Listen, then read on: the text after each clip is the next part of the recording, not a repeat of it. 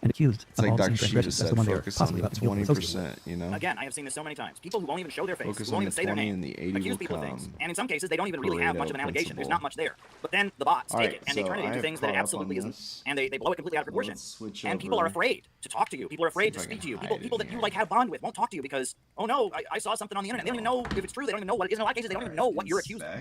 They don't know what the basis of the accusation is. They don't even understand it.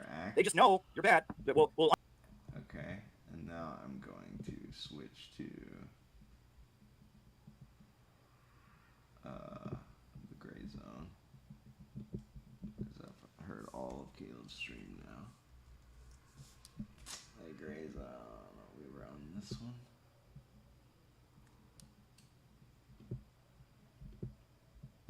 Okay, this is the one I want.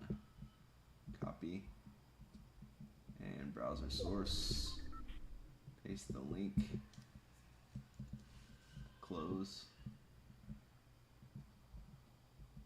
The U.S. is bringing trying to bring the wrath of the empire down on Kareem Khan for going after not a U.S.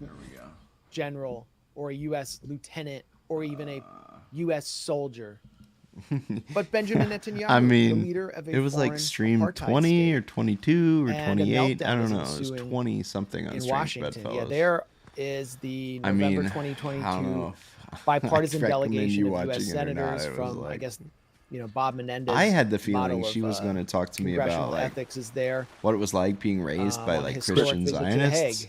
Chris Coons.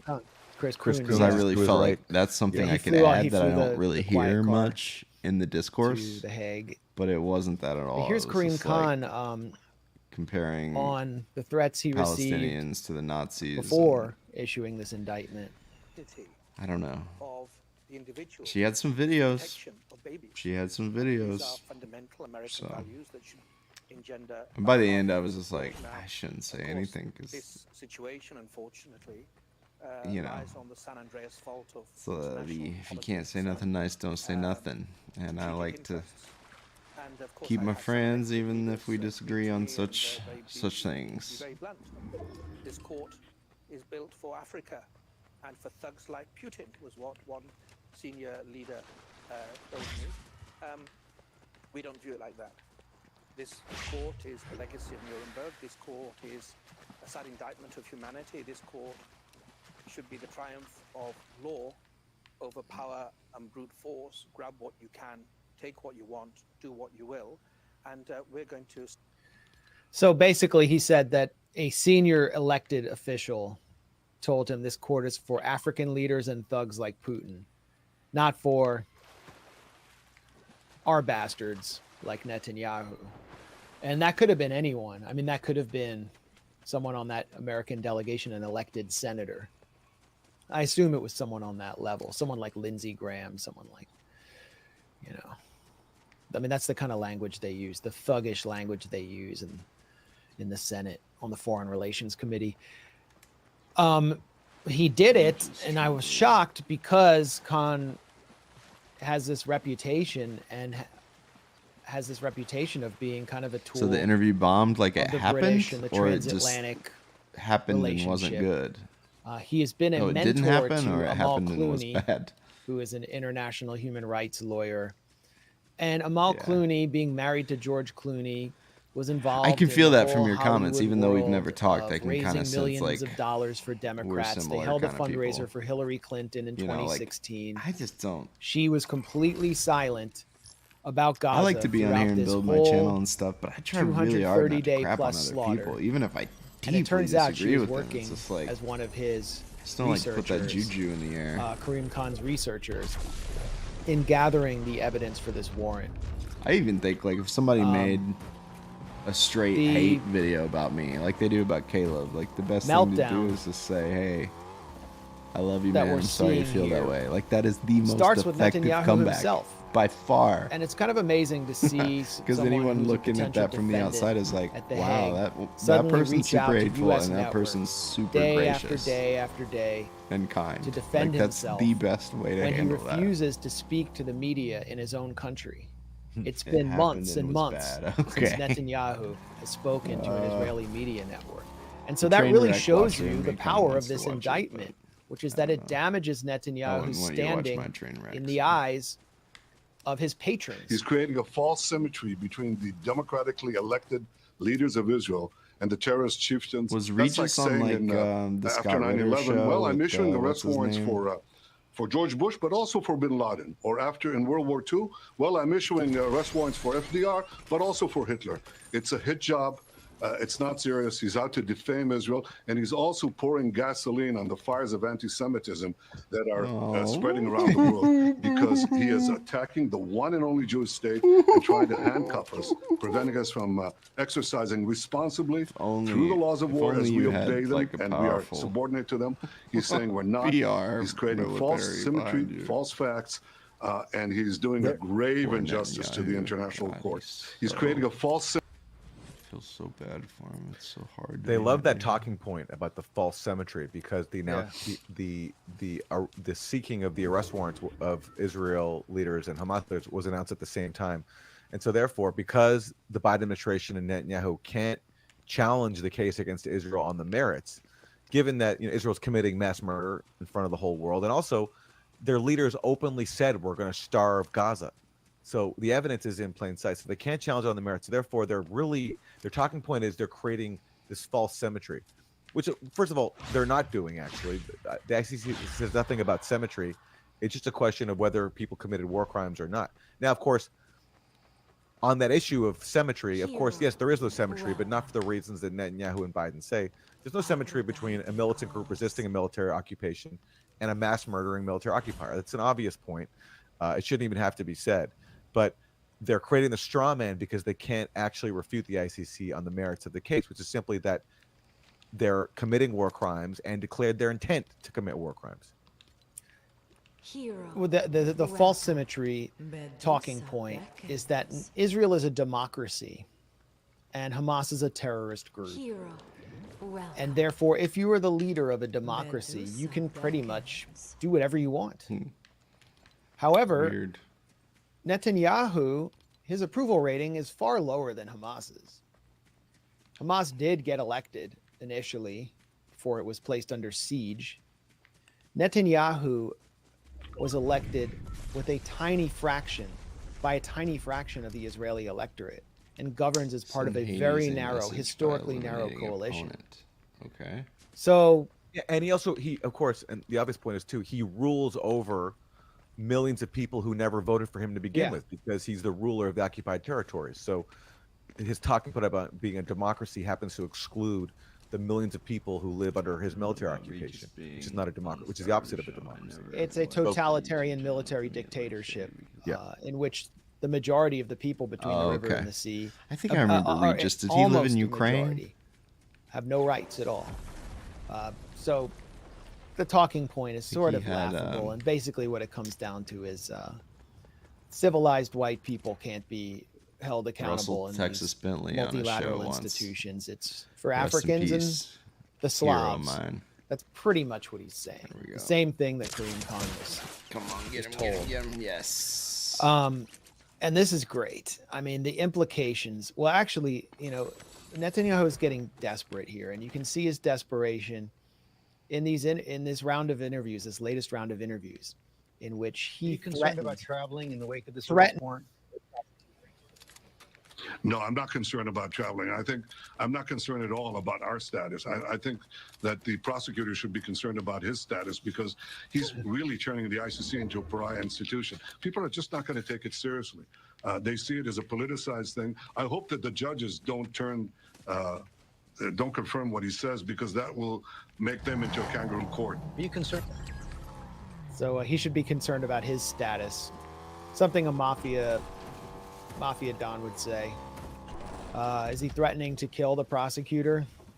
I guarantee you Kareem Khan is beefing up his security right now, not doing a lot of traveling. I would. What is interesting? Oh, go ahead. Well, just Kareem Khan, would we be seeing this case brought by him if not for the massive protests around the world, public opinion turning against Israel and the U.S. everywhere? I don't think so. I think Kareem Khan, based on his record of towing the line when it comes to what the U.S. wants, was thinking about his legacy. And was he going to go down as the head of the ICC, the lead prosecutor who was not going to indict the most blatant case of mass murder we've ever seen, with its leaders openly broadcasting their intent to carry it out. I think he had to think about that in light of where public opinion is around the world, and I think he acted accordingly. So people who say that protesting doesn't make a difference, I think this is a case where you can look at it and say this had a tangible impact. Yeah, it's exactly the opposite of what Netanyahu said. Without this indictment, which is extremely flawed, as we'll explain, the International Criminal Court would have lost all credibility and would have fallen into the legal gutter with whatever the rules-based order put forward by the Biden administration and Blinken into the same gutter. They had to do this. And really what the ICC represents here is Western Europe. Western Europe is using Karim Khan as a cover as a means of asserting their own independence against the U.S. They're at a point where they're ready for this war to end. We have Germany, the country other than the U.S., which has been the chief supplier of the means of genocide to Israel, giving it all the diplomatic support they can. Germany and its foreign ministry under Annalena Baerbock have affirmed support for this ICC warrant. So that should tell you something. Along with the UK, France, I mean, the major powers of Western Europe are behind this, which is significant. And they also need the ICC to continue to go after Putin. So they Regis need, lives they in need it to be Crimea. credible. Canada, I would meanwhile, love to talk to Regis Chrystia sometime. Freeland was I kind of asked like doubt myself by the sometimes NDP because leader, I went to journalism school. Jagmeet Singh, One of the if best she journalism supported- schools if in the the country, Liberals next to supported this Columbia. ICC warrant. And she said, well, we're it was for a Mizzou. ceasefire, but no, this creates false Some people say it's symmetry. second She best. used Netanyahu's I don't know, talking point. but And that's because Canada I is just a still tool of the feel United like States. when I interview someone, I'm like, That's what in the world would where- I ask them, or what do I that's have to where offer its them? And then I have to subordination remind lies. myself, like, So it's an interesting transatlantic fracturing taking place. you know, and Funny. yeah, there are some serious implications here should for have played that a little more figures like serious there. Well, for everyone involved in this assault. I think what we really need to start seeing is some action on the sponsors Regis is a of cool this guy, genocide. though. I think a lot And of Lindsey Graham in the Senate. I would So not we, mind to cross paths with hopefully, him someday. together we'll find a way to register our displeasure with the ICC. Because if they'll do this to Israel, we're next. This group tried to come after My our main soldiers. thing with my channel Yeah, is you just can clap all you want to. They tried to come after our soldiers in Afghanistan, but reason prevailed. So at the end of the day here, what I hope to happen is that we level sanctions against the ICC for this I just try to be a outrage normal, to not only help everyday our friends in American Israel, but on the protect internet, ourselves over time. preaching Mr. Secretary, your socials. statement yesterday was excellent. The there's not president's many of statement those. was excellent. You know, Senator Schumer's statement on the floor was excellent about the outrage here. They have destroyed the notion of complementarity. They have misled people in the United States Senate about their intention, and they shall and will pay a price. Mr. Secretary, I appreciate what you've said. It is now time for us to act. oh, I gotta kill 10 people. And there's the uniparty in action. Send Lindsey them to Graham Hades. praising his Democratic counterparts, praising Chuck Schumer, praising Anthony Blinken, who was testifying there, That's a lot. because 15,000, they I also guess are they'll just denouncing have the to International have Criminal it. Court for daring to try to hold Israel to account very, very minimally for mass murder in Gaza. And again, the irony here of, so the Biden administration has been cooperating with the ICC, if not directing it, pretty much when it comes to that case against Russia. So now they're going to be cooperating with the ICC when it comes to Russia, but then sanctioning it when it comes to holding Israel accountable for mass murder in Gaza. I mean, the contradiction is I'll is definitely just so check those rich. out, Mr. Wonderful. And Lindsey We'll Graham take a is screenshot visibly of this. alarmed by what the ICC is doing, and so is Mike Johnson, who also issued a similar meltdown, a similar outrage, and also warned about how the U.S. could be held accountable as well. America should punish the ICC and put Karim Khan back in his place. And if the ICC is allowed to threaten Israel's leaders, we know that America will be next. There is a reason that we've never endorsed the International Criminal Court, because it is a direct affront to our own sovereignty. We don't put any international body among or above American sovereignty, and Israel doesn't do that either. Congress is reviewing all of our options right now. We have some very aggressive legislation that we're going to push as quickly as possible. It will impose sanctions, and if the ICC moves forward with its absurd warrant arrest or request, this is going to be an even bigger international problem. And so, Mike Johnson, who is as fanatically pro-Likud as any Republican leader has ever been, is threatening sanctions on the ICC. This is something that actually the Trump administration under Mike Pompeo, Christian Zionist Mike Pompeo, already applied to Kareem Where do you Khan's live, Mr. predecessor, Wonderful? Do you live in the whose name States? isn't coming to me right now because she was investigating Israel for crimes in Gaza in 2014. They pulled her,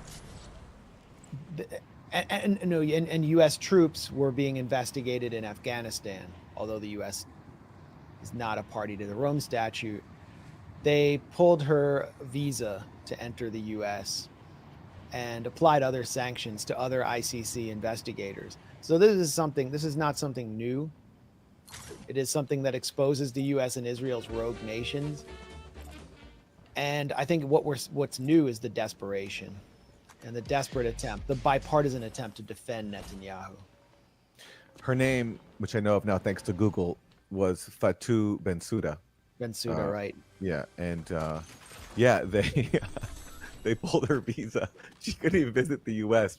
for daring to possibly investigate Israel. But that line there that you highlighted of Mike Johnson saying that Kareem Khan needs to be put back in his place, it shows the, colonial racist view they have towards people like Kareem Khan, that their place is to investigate who we want to investigate African leaders, investigate designated adversaries like Putin. But if you go after us, if you go after, our crimes, then you have to be put back in your place. It's a very revealing comment. They really have to be Slavic to be white and get indicted. Yeah, that's just true. like a rule. Yeah, that's true. So the well, Lloyd Austin also made some revealing comments. Defense Secretary Lloyd Austin about the ICC warrant, and I mean, this is sort of a directive coming down from the Pentagon. Let's go to Reuters. General Brown, could you explain, you've been quoted talking about the inevitability of advisors, U.S. advisors in Ukraine, working with Ukrainian forces. Can you explain a little bit about why that is necessary and what it would take to make that happen? And Secretary Austin, on the ICC, President Biden has called it, the arrest warrants, outrageous. This department had said it would work with the ICC to provide evidence about Ukraine. Is that work continuing? How does this decision affect those Pentagon efforts? Thank you. So let me put that discussion into context. If you go back before February of 2022, we had our U.S. military members in there working and training with the Ukrainians, and that's not the case right now. And when I said that we would be able to do that eventually, once this conflict is over and we're in a better place, then I would suspect we would be able to bring trainers back in. But right now, there are no plans to bring U.S. trainers into Ukraine. So on the question on the ICC, again, as I said earlier, I don't have anything to add on the reports that we've seen here recently. Regarding the question of whether or not we'll continue to provide support to the ICC with respect to crimes that are committed in Ukraine, yes, we continue that work. Time for just a couple more. Let's go to NP. Yeah, sorry it took so long to get to that. I should have started it later. But what Austin's saying is we'll work with the ICC, but only on going after Russia. We'll just pick and choose, and we're going to sanction them. So that'll work out really well. I mean, it's just amazing when you watch the compilation of these clips and how you can really see how the U.S. views all multilateral institutions. They're just simply tools that the U.S. aims to use. And if the tool doesn't do exactly what the U.S. wants, then it smashes it and breaks the tool completely. I mean, the OPCW is a perfect example in all the work you did. When the U.S. failed to game an investigation to manufacture the result it wanted, and a real investigation took place over Duma, then it set out to smash everyone involved and get rid of the investigators, ruin their lives, get new leadership in there. Yeah, Duma. We're seeing it now with the ICC. Yeah, I mean, they've done that many times with the Tragedy of OPCW during the Iraq, in the lead up to the Iraq War, when Joseph Bustani, the then head of the OPCW, he was standing in the way of the Iraq War because he was trying to bring Iraq into the Chemical Weapons Convention, which would have subjected Iraq to inspections that would have undermined Bush's case for invading Iraq. John Bolton threatened him, threatened his life, threatened his kids, said, "We know where your kids live." And then when Bustani refused to be intimidated and wouldn't resign, John Bolton threatened enough countries and threatened the OPCW's budget so that Bustani got ousted right after he had been elected to a second term. And then, 2 decades later, Bustani comes back to defend the OPCW whistleblowers, and the U.S. blocked him from testifying at the UN Security Council because they just can't tolerate any kind of actual use of the OPCW for its mandate, which would mean telling the truth and actually doing a proper investigation, which was compromised to further the regime change war in Syria. Yeah. has apparently grown sympathetic to your cause. Zeus, on the other hand. And remember, Lloyd Austin was actually involved in the Syria debacle. It just reminded me, watching him during that press conference, he was in charge of presiding over the training of the so-called moderate rebels. And he was asked in the Senate, how many have we trained? How many moderates have we trained? And he said 4.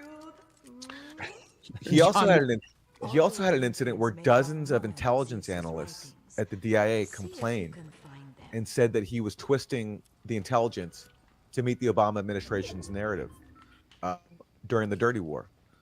This was really an unprecedented complaint. Like, dozens of people signed on to this against him specifically, saying that he was not delivering what their intelligence was producing. And then, of course, the Pentagon did an investigation and cleared Austin. What a miracle that they cleared him of wrongdoing after dozens of people complained about him. And we never learned the exact nature of what the complaint was because it was classified, but it's pretty obvious. It's pretty obvious that the DIA, which we know about from other documents, was warning about the overwhelming dominance of Al-Qaeda inside the insurgency that the U.S. was supporting. And I would bet anything that's what Lloyd Austin was concealing from the public. That's remarkable. And definitely worthy of promoting him to defense secretary. The ICC warrant is flawed, as we pointed out. First of all, it only indicts Netanyahu and Gallant when it's well known the names of commanders in the Israeli military who carried out specific war crimes, including the targeting of the Maghazi refugee camp in which over 200 people were killed. A 2,000-pound bomb was dropped on people for no reason. So many crimes like this. They're not indicted.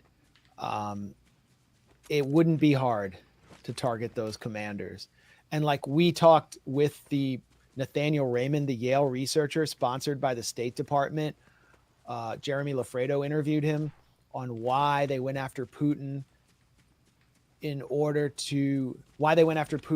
supposedly kidnapping Ukrainian children rather than something like Bucha, where we were told that there were all of these mass graves and massacres. And basically what Raymond told him was we, wouldn't be able to prove that a certain commander carried out orders to do that. And we wanted to get something that would also have PR value. And we wanted, therefore, Putin to be named as the main defendant, just simply for propaganda value. But also because they couldn't identify commanders and produce signals intercepts to implicate specific Russian commanders. But with Israel, it's all there. And you also have soldiers boasting about war crimes on their own social media accounts. So that's one flaw in this indictment. The other flaw is, as Aaron pointed out, the indictment of Hamas. It shows that the ICC is politicized in that it does not recognize the right of a colonized people or non-state actors who are occupied, prevented from having a state, from engaging in armed resistance. This is the same mentality that Human Rights Watch and Amnesty International have adopted. But more than that, as Aaron pointed out, Ismail Haniyeh who's based in Doha, Qatar right now, and is basically the lead negotiator for Hamas, at least from the outside. He had no idea October 7th, Al-Aqsa flood was going to happen. That's awesome, Mr. Wonderful. Bassem Naim, who is the international spokesman for Hamas, was interviewed by Al Jazeera, and he said that the attack took him by shock. You got some along cool friends, man. his And you are a colleagues, cool guy. like Hania, and Always that the first thing they appreciate did you. was gather together and pray Encouraging before me. they centered themselves. Saying nice things. It was Means a Yahya lot. Sinwar and Mohammed Daif I'll meet you in person. and the I'll Al-Qassam brigades. double shake and your hand only like a a small politician. portion, actually, of the Al-Qassam brigades, the more elite wing, that actually knew that the attack was going to take place. For operational security, you can't just let everyone know what was going to happen, especially on the outside. The way Mohammed Daif, who is the chief of staff of the Al-Qassam brigades, operates is he doesn't use digital equipment.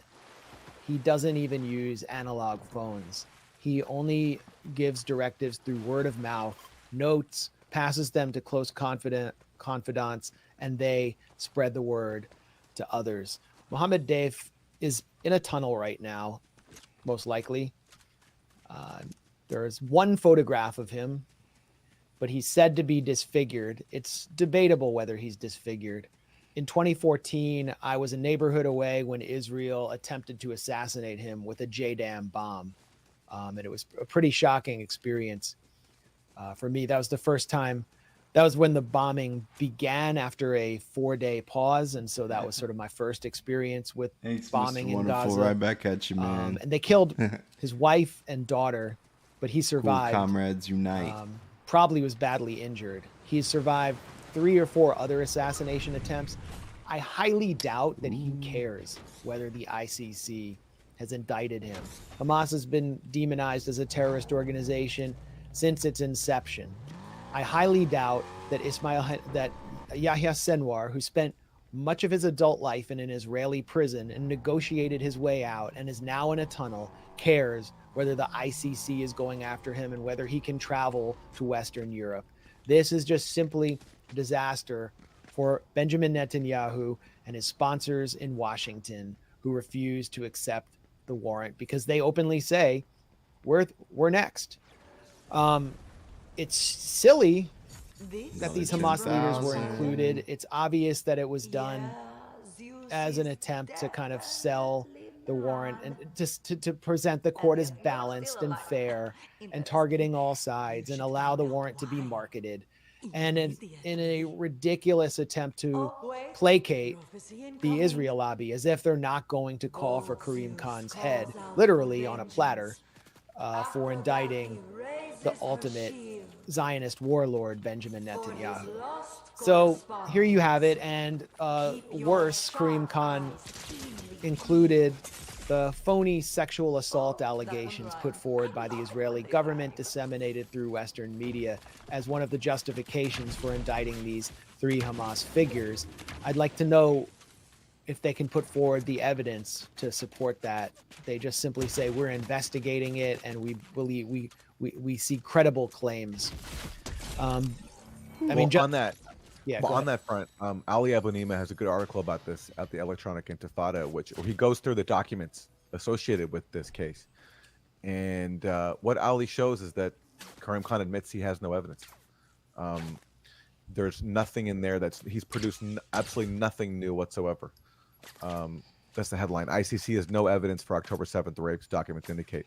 The only thing that Karim Khan has to do with the testimony from an Israeli woman who was in captivity after October 7th, who claims she was sexually assaulted in captivity. But that is not related to what happened on October 7th, which has been the focus of so much propaganda, which we have debunked.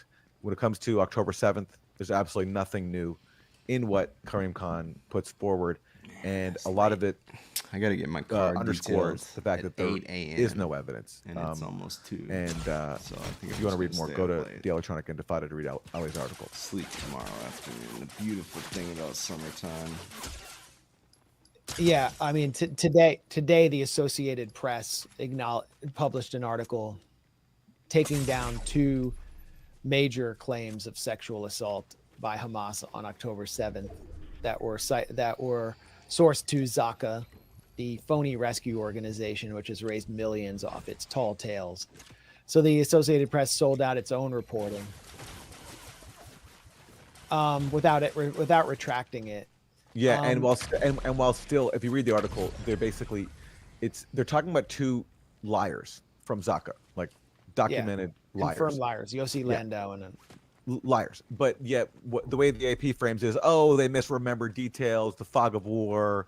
You know, they painted as some innocent mistake and not malicious fraud designed to help manufacture consent for mass murder, which is what it was, and which the AP and many other establishment news sites and some leftist adversarial sites as well took part in, except for outlets like the Grayzone, Electronic Intifada Mondoweiss, who called it out from the start. I could go through the AP's initial reporting alleging widespread sexual crimes by Hamas. That was their language. And you can just take it down piece by piece, paragraph by paragraph. It's all been debunked. So this is kind of a limited hangout to cover themselves and make themselves seem like a credible organization. This was a week after Physicians for Human Rights Israel retracted its report that everyone was citing early on.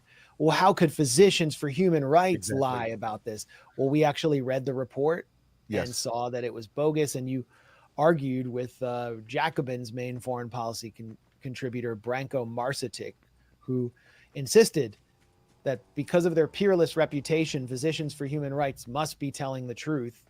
I haven't seen any acknowledgement by him that this report was and everybody retracted. So many people came after us just because we refused to accept on faith what Physicians for Human Rights Israel were saying, and the Associated Press and everybody else. All we did was we looked at the available facts, which is it's the basics of journalism. What did the available facts tell us?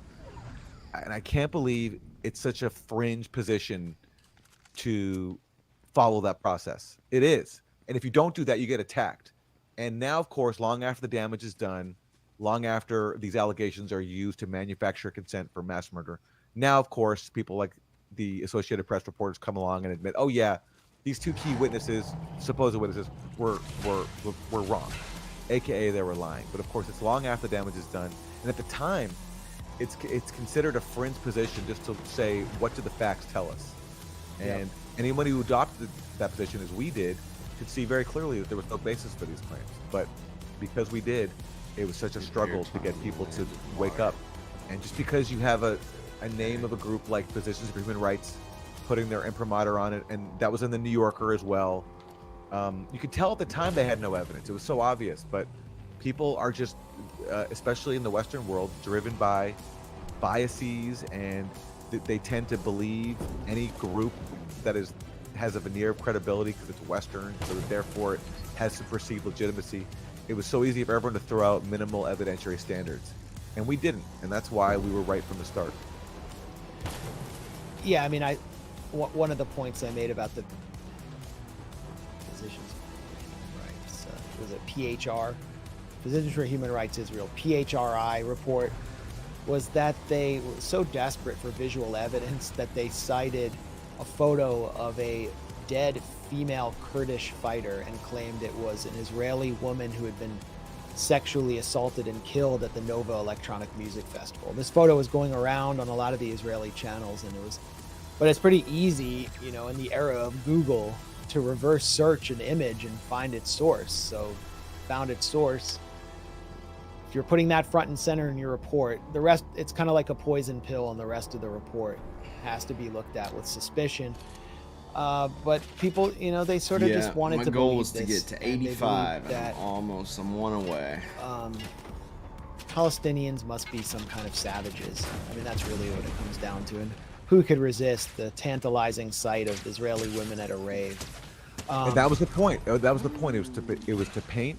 It was genocidal propaganda, because it was to paint an entire people as savages because of these alleged acts of sexual violence, and therefore tacitly to justify their mass murder. That's what it was all about from the start. And PHRI cited approvingly Zaka, who at that point had already been caught lying through the teeth about seeing kids tied up and beheaded babies and You're a always rich when you have fetus friends. still Amen attached to that, to man.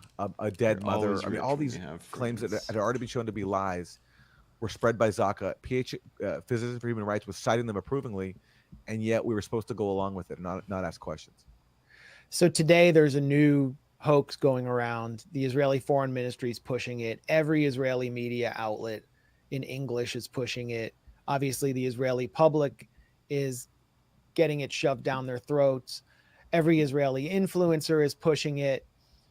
And they're basically twisting video that was put out, I believe, by the parents of these female Israeli soldiers, not civilians, who were captured at the Nahal Oz military base while enforcing the siege of Gaza. And they put this video out in order to create pressure on Netanyahu to actually negotiate for the release of their daughters. They put it out, I would say, with good intentions, understanding that there's no military means of quote unquote liberating the hostages. Actually, their daughters are prisoners of war and not hostages. And so what Israel has done is mistranslate the video to create the impression that these women, adult women, who were active duty soldiers at the time, were actually just girls who were being dragged out of their beds and turned into sex slaves by ISIS-like savages. This is the Israeli Foreign Ministry. Here, these are girls who can get pregnant. This is a quote that was completely fabricated from this video, showing them being taken from their base by female Israeli hostages, Israeli soldiers into this, who were prisoners of war, then like Gilad Shalit was when he was taken out of his tank. Labs make the output this, so I can hear all the audio, and it works perfectly. They are also, genius. mistranslations claiming that the Hamas commandos said, you are beautiful, when actually they said you are not beautiful and you're actually weak. And they refer to them as girls, and Israeli influencers are running around saying that's the exact phrase that ISIS used for their Yazidi sex slaves, which is completely false. It's just a common word used in the Arab Levant for girls. So we have another kind of hoax on our hands. I think the biggest hoax is that these were just girls. I mean, if you don't want women in your society to be subjected to violence, don't put them in army uniforms to enforce a criminal military occupation on the immediate periphery of an open air prison where people have been dying to get out and have taken up arms to try to end that occupation. It's Israel's fault for doing this. And these are prisoners of war who must be exchanged, who are going to have to be exchanged if they're to come out alive, for other prisoners of war. In other words, Palestinian security prisoners in Israeli jails. Hoax after hoax after hoax. And, you know, I mean, we talk about the Shani Look hoax. This was the tattoo artist, sort of exhibit A of the Nova Electronic Music Festival, where atrocities did occur. Help me. No one's denying that. But we were told to buy your help. Oh wait, going back to that video, actually, you can see that young woman being zip tied to be taken back to Gaza, and she had blood on the back of her pants. And so the blood actually came during the violence around during the fighting around Nahal Oz, as we've been saying from the beginning. There was fighting, there were exchanges of gunfire, people were injured, and the image of her, video of her being taken into a Jeep to be taken back to Gaza with the blood on the back of her pants, that was one of the few pieces of visual evidence that the Israeli propagandists and U.S. media, Western media, were citing to claim sexual violence, that she had that blood on the back of her pants because she had been sexually violated by Hamas. So that video that's been released proves that whole thing false. It's just another blow to their narrative, as is the interview that Shani Luke's parents gave to Shmuley Botiach, walking anti-Semitic stereotype Rabbi Botiach, and now I'm ready to get digitally assaulted by the New York Post, which reported on this interview. But check out what her father, Nissim Luke, told Shmuley. The body that we now have is complete and beautiful and looks like she's alive, actually. I think she'd been in one of the tunnels, which was very, very cold. That's why the body is complete and beautiful and the skin is the same color. You can still see the tattoos. It's amazing. So he had, gotten her body. Her body was found in a tunnel by Israeli forces. She was dead. But what we were told was that she'd been beheaded, and the Israeli government, like Isaac Herzog, the Israeli president, had gone on international net news and said her pieces of her skull were found she died on the border with Gaza, she was and there that in she the had been first place. beheaded. But it turned out she had been taken alive to a tunnel and may have even been killed by Israeli bombing. We don't know how she died. But it's just the more that gets discovered and unearthed, the more video that comes out of October 7th, the more we learn that we've been completely lied to. This is literally what I do. And we can move if on. I have some free time. It's usually I think it's never important play to this stay game, on top and of then, these lies and not let like them a just couple days before the season ends, infect I us play with historical like a couple amnesia really because long they lied sessions and 5 try to months get to ago or level 7 100. months ago. And that's what I'm gonna do. I don't know if there's today anything and you want to tomorrow. add. But I like that. I think it'll get me back. Into streaming. Again, it just underscore the point that all this happens long after the damage is done. So they manufacture consent for mass murder. Anybody who raises questions about these claims is dismissed as, Hamas apologist, whatever it is, rape denialist. And then one by one, everybody comes out and admits, oh yeah, denialist. All this was a fraud.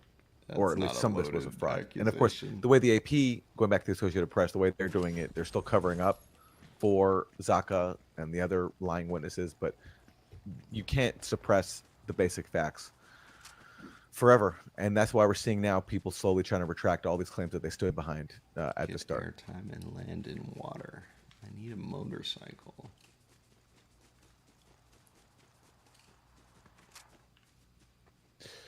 Sorry, I just spaced out. I need to step away for about 30 seconds, so I Okay. don't know if we can do another segment. Baby problem. I will keep our attention for 30 seconds. If you're just joining us, please like the stream. Please share it on social media. Leave us a positive comment if you're enjoying it. If you're not enjoying it, don't worry about it. Comment. And we have time. We're going to get to, I think, some new articles that were up on the Grayzone recently about war crimes committed by Israeli soldiers, if we have time for that. And we're also going to talk about the latest in the Ukraine proxy war, which we seldom have time for because there's just so much to cover when it comes to Gaza. On that front, we're also, if we have time, we'll talk about what's happening with Rafah, where basically, if you remember the whole thing about Biden's red line, that Biden said for a few moments that an Israeli invasion of Rafah would be a red line. Well, now, after walking that back slowly, now they're pretty much completely abandoning that whatsoever. And they're claiming, the Biden administration is claiming that their concerns about a Rafah invasion have been met. So it's full speed ahead. I got a personal situation I have to attend to, so I'm going to have to leave the stream now, and we will meet you all again later this week. So sorry this one was a little bit short, but yeah, life calls. So Aaron, I don't know if you want to continue on, but I think we should just no. We'll reconvene very, very, very soon. We'll give you all a rain check. It'll be either Thursday or Friday. I'll definitely have time to be back. Sounds good. But I got to run now. Thank you all for, as always, for all your support. Pick up the book Corporate Coup by Anya Parampil. Corporate Coup, Venezuela, and the End of U.S. Empire. And again, we'll be back this week. So thanks for bearing with us. 85. Peace, everybody. Mr. Wonderful, if you're there, we made it 85. All of reality. Do without information what you may. So this is our last match. Anyway, Zeus is recruiting allies just as you are. And he's targeting the Huntress next. Yeah, I bet it was baby stuff. You need to get Artemis's attention before Zeus's words do. Do you live in the States, Mr. His Wonderful? old friends with Aphrodite. You don't have to tell me if you don't want to. I'm just curious. I figure you do, since you're friends with Lori.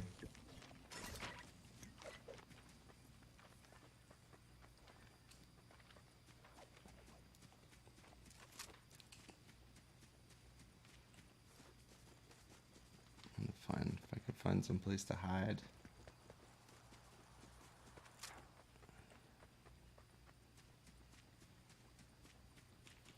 See if I can hide in here for a second.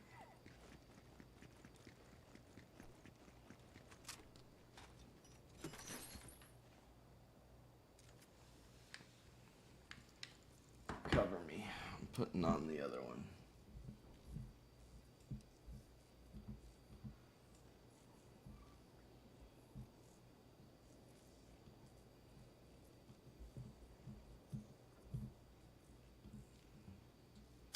Getting kind of better at this now that I've done it 5 times.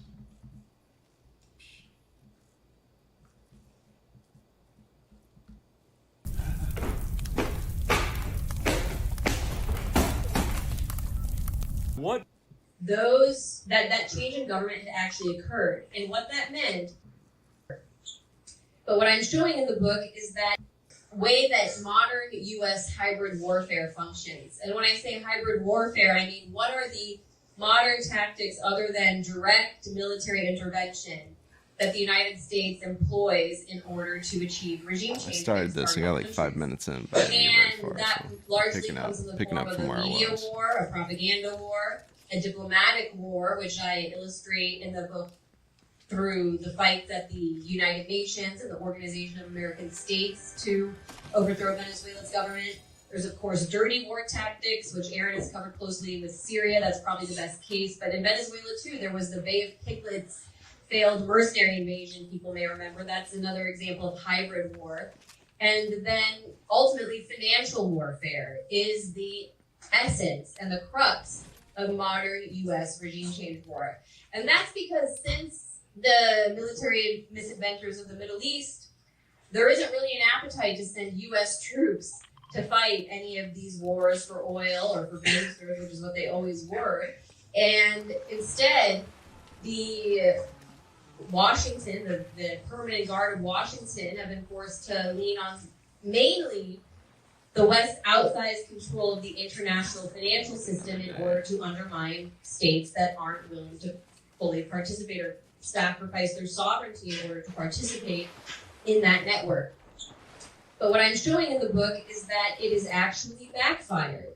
For a long time, it did work. You could sanction a country like Venezuela, for example, which had been a petrostate. Its entire economy was based around oil for nearly 100 years. Since oil was discovered there nearly 100 years ago, or about 100 years ago now, the entire state was built around its oil economy. The West, the transatlantic powers were happy to provide Venezuela with all of the other products it needed so that it never developed its own sovereign industrial base, or that was actually weakened, and the only contribution that it was making to the international economy was oil.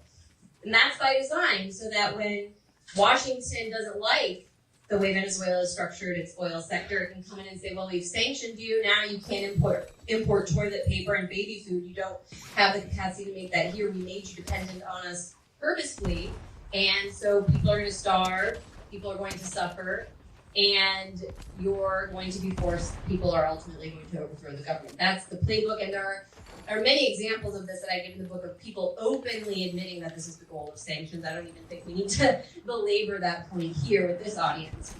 But what I understood through these characters, you mentioned the figures in the White Oak regime. I dedicated entire chapters to basically 3 of them. Carlos Vecchio, Ricardo Hausman, and Jose Ignacio Hernandez. These were functionaries of the shadow government that the Trump administration recognized when it installed this coup government that hadn't actually taken power in Caracas. And I learned, well, this isn't actually such a stupid policy because, well, it seems ridiculous on the surface when they made that declaration from the point of view in U.S. law. That change in government had actually occurred. Cool, and what that meant was that billions of dollars of Venezuelan assets stored in the United States and in Europe were seized by the... That'll be what I listen to when I go to bed. It never ends. In my younger years, I traveled the states. Cool beans, dude. Well, you probably know I live in Missouri. Right in the heartland, in the Ozarks. It's a good spot. We went to the river today, the current. It's the best part of where I live. It's being 15 minutes from a beautiful, pristine river. It's awesome. Yeah, let's see. Let's see what I got if I go back to the lobby. I should have got a bunch of stuff. I'm going to call it 2, man. I am calling it. Thanks for sticking around and kicking it with me. I'll see you next time, brother. Peace.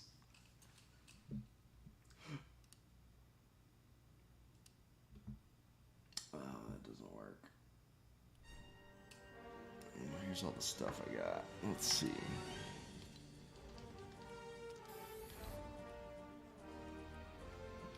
Level up this battle pass.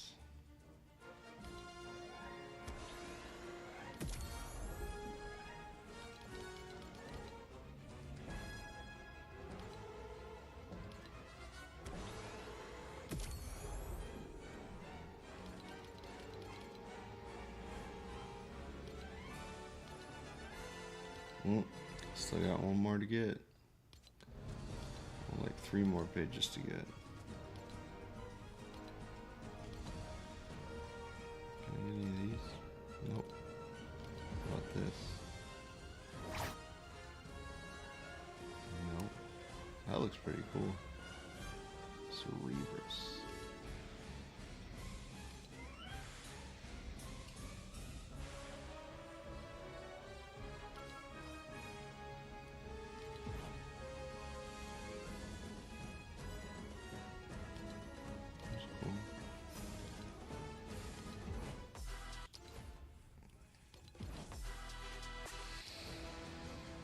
Let's get to level 100. I want to beat Zelda. I'm going to beat Zelda on stream one of these days too. Let me fix this.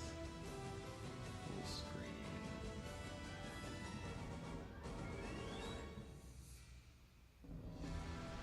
I'll put this on top. Oh, that does work. Ha. So I can go from this to this. See what happens when I shut this off. Elgato, no signal. And I can click this. Thank you guys for chilling out with me tonight. Is it this one? Yes. I love y'all. And I'll see you next time.